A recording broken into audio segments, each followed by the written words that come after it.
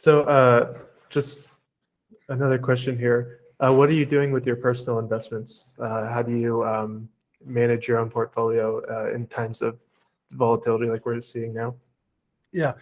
And so I have to be careful, because what my personal investment strategy is not Sure, necessarily right. Good disclaimer. somebody who's at 65 and taking income from it. But so I've got decades ahead of me as far as growth, right? So I also understand like what I'm investing in, right? So there is a portion of my portfolio in retirement that I'm in long-term S&P 500, NASDAQ type stuff, and I'm dollar cost averaging that. And I really don't care what happens on a day-to-day basis or a month-to-month basis. There is a portion of my portfolio where I'm buying individual stocks. I own, full disclosure, I own basically every asset class that you can own. I own stocks, I own some bonds, I own real estate, both physical and through real estate investment trusts. I own gold, both physical gold and gold that we would purchase through a gold trust. I own commodities. At this stage in my growth trajectory, or I guess my strategy, I'm majority stocks. And because historically speaking, stocks give us the best opportunity to outpace inflation.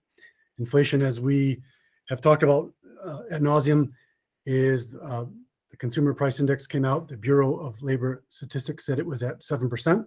So I got to be in something that has the ability to outpace that long term. So I'm buying stocks. So without getting into individual stocks on this podcast, I'm buying stocks that I've loved for the past year, 2 years, 3 years, 5 years, that are at now discount prices.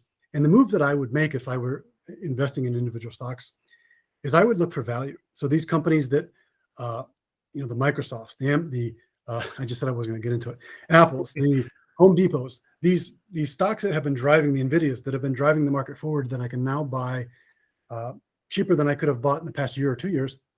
I would be looking to add those as long as my time horizon was appropriate.